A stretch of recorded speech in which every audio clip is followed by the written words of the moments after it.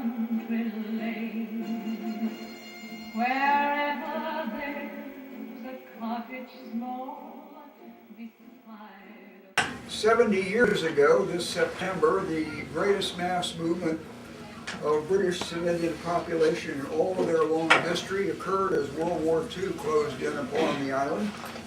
And caught up in all of this was Jerry, whose topic tonight is Memories of a World War II Evacuee.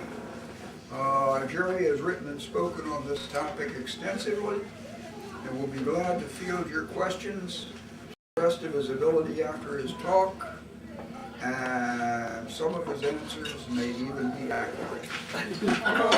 Jerry? But don't count on it.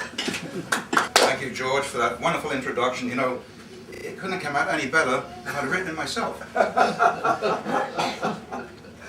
I'm going to talk to you tonight about my experiences as a small child evacuee during World War II. Now, I could easily talk on this topic for a couple of hours, but since by that time you'd all be in Frederick, I'd be standing here talking to myself, I'm going to try and keep it to the time I'm allotted. Maybe I'll go over an hour or two, but, you know, it's going to be great.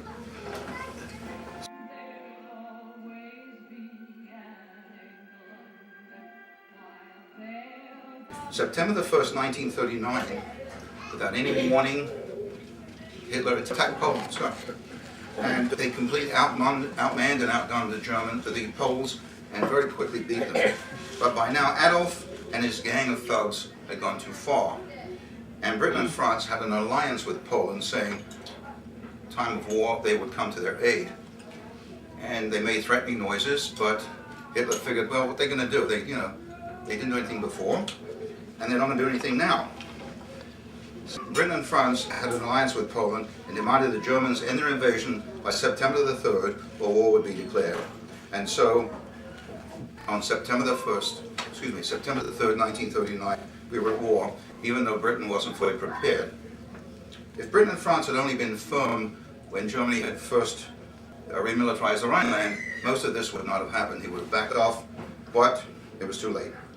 During World War I, both sides, the English and the French and the Germans, dropped bombs on each other's cities, gas bombs and high explosive bombs, and the British government thought this was likely to happen again. So starting in early 1939, evacuation plans were prepared to evacuate those most vulnerable who would be involved if a war began. So on September the 1st to September the 4th, 1939, anywhere from 1,500,000 to 3,500,000, and I've heard conflicting numbers, so I don't really know the number, but it was somewhere between that. Children, old people, pregnant women, what they called in those days cripples, were evacuated to places of safety in the countryside. My brother Norman, who was 13, this is Norman and me a couple of years before that. He's the Norman small was one. 13 and I was 5. In this picture, I was a couple of years, you can pass this around. I was a couple of years younger in that picture, with 2 of those evacuees. Very early on the morning of September the 1st, 1939, my parents took Norman and me to my school, which was called the Jews Infant School, we're Jewish, which was just across the street from our apartments in the East End of London. And we carried small suitcases and a change of underwear and some toilet items. And at the school, we were all given cardboard boxes containing gas masks. And our names and addresses were written on labels and put in our coats like we were luggage. Now this is not us, but you can see these kids with labels on their coats, and this could have been us. We waited around for a while, and eventually all of the assembled kids and the teachers, we marched in what they call a crocodile, that's 2 by 2, from our school to Liverpool Street Station, which was maybe half a mile away. And our parents walked alongside of us. And after a wait, we got on these trains to a secret destination. We had no idea where we were going. Our parents didn't know, the teachers didn't go. It was kept secret. I'm not quite sure why. But nobody knew where we were going, or when we were going to come back, or when we were going to see our families again. A lot of tears were shed that day, as you can see in that picture. And that same scenario occurred all over Britain in the major cities in the United Kingdom. Now, I was 5 years old, maybe 5 and a quarter, and I had no idea what was going on. I'd never been on a train, I'd never seen the country, and everything was strange, and I was totally bewildered. I didn't know what was going on. We traveled for about an hour or so, and we arrived at a town of Newmarket, which is in Suffolk. In case you're not that familiar with British geography, London is down here, the bottom, the big circle, and Newmarket is above there. Now, Newmarket will be familiar when I mention that it's a racing town. It's one of the biggest racing towns. And the racing has been going on there since 1603, and it was started by King James I. You know the King James Bible guy? He started racing in Newmarket. It's still going on to this day. So we were bus to the edge of town, and we had to get out, walk on the street, and something like this. This is not me, but this could have been me and us.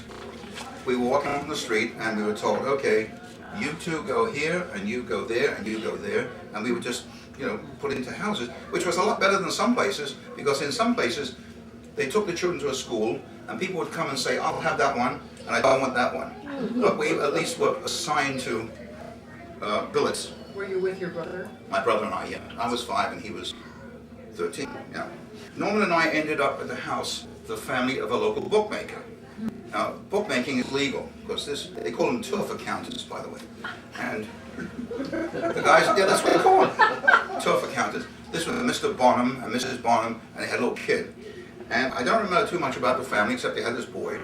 But it was there I had my first, but not my last, taste of anti-Semitism. Now, I was 5 and a half. It was the first Christmas, 1939. Just before Christmas, some carolers came to the house singing, and afterwards the guy said to me, well, you going to give him any money? I'm this big, right? I said, I don't have any money. He said, you wouldn't give him any money if you had it. You're a Jew boy. 5 years old. Now, you've got to be careful what you say to kids, because they remember things for a long time. I'm now 75, so it's proof. I'm not usually this messy, but it's all the excitement that it was for me. Now, during this period, which later was called the Phony War, there was not much happening to us in Britain, because the Germans were busy conquering Belgium and Holland and Norway and Denmark and France and Greece, so they left us alone. So my parents brought me home in the early spring of 1940. But Norman stayed behind, and for some reason, and I don't know why, the school moved from Newmarket to a little village called Fordham, 5 miles away in the county of Cambridgeshire, just across the county line.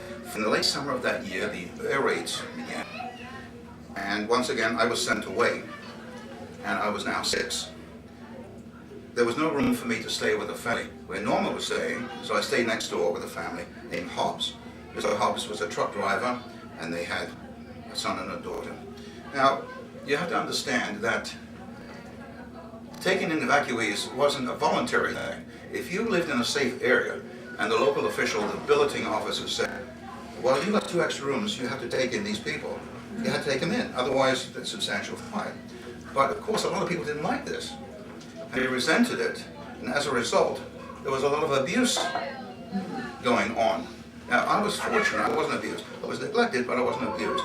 This is me when I lived with the Hobbs. You've all seen What Me Worry, Albert E. Newman. They got that picture from me. This is me, age, 5 or so. What Me Worry. My mother saw me, she came to see me after I'd been away for a month or so, and she was horrified because I didn't look like this before. I had long curls that no. So she took me home. She said, you're not going to stay here. And went back to London. Did these people get compensated? Yes, I haven't got to that yet. Oh. They got a small stipend from the government. I'm not sure whether our parents gave money. I guess they may have charged, I just don't know, but I assume that they did.